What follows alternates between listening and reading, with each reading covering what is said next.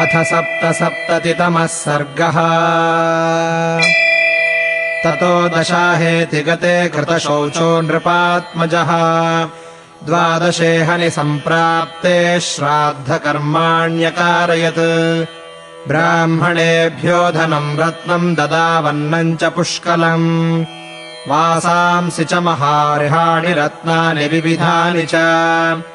वास्तिकम् बहुशुल्कम् च गाश्चापि बहुशस्तदा। दासीर्दासांश्च यानानि वेश्मानि सुमहान्ति च। ब्राह्मणेभ्यो ददौ पुत्रो राज्ञस्तस्य ऊर्ध्वदेहिकम्। ततः प्रभातसमये दिवसे च त्रयोदशे विललापमहाबाहुर्भरतः शोकमूर्च्छितः।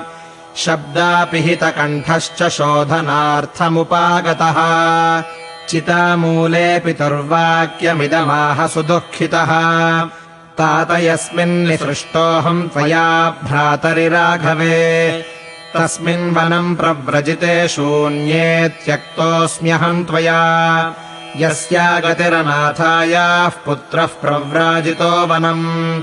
तामम्बाम् तात कौसल्याम् त्यक्त्वा त्वम् क्व गतो नृपा।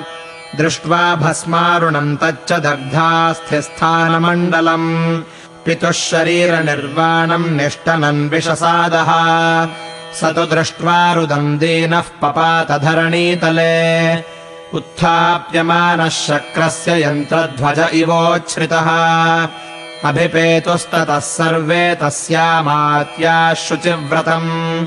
अन्तकाले निपतितम् ययाति मृषयो यथा। शत्रुघ्नश्चापि भरतम् दृष्ट्वा शोकपरिप्लुतम्। विसञ्ज्ञोऽन्यपतद्भूमौ भूमिपालमनुस्मरन्। उन्मत्त इव निश्चित्तो विललापसुदुःखितः। स्मृत्वा पितुर्गुणाङ्गानि तानि तानि तदा तदा। मन्थरा प्रभवस्तीव्रः कैकेयीग्राहसङ्कुलः। वरदानमयोक्षोभ्यो मज्जयच्छोकसागरः। सुकुमारम् च बालम् च सततम् लालितम् त्वया। क्व तात भरतम् हित्वा विलपन्तम् गतो भवान्। ननु भोज्येषु पानेषु वस्त्रेष्वाभरणेषु च। प्रवारयति सर्वान्नस्तन्नः कोऽद्य करिष्यति। अवदारणकाले तु पृथिवीनावदीर्यते। विहीनाया त्वया राज्ञा धर्मज्ञेन महात्मना। पितरि स्वर्गमापन्ने रामे चारण्यमाश्रिते। किम् मे जीवितसामर्थ्यम् प्रवेक्ष्यामि हुताशनम्। हीनो भ्रात्रा च पित्रा च शून्यामिक्ष्वाकुपालिता। अयोध्याम् न प्रवेक्ष्यामि तपोवनम्। तयोर्विलपितम् श्रुत्वा व्यसनम् चाप्यवेक्ष्य तत्।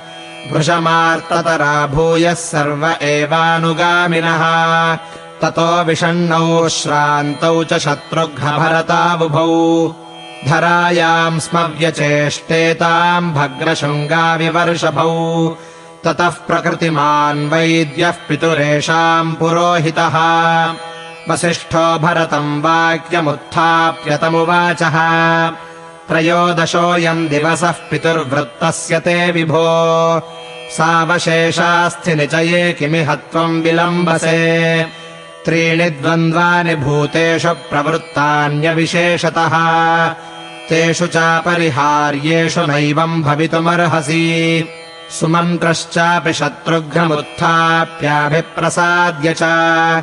श्रावयामास तत्त्वज्ञः सर्वभूतभवाभवौ।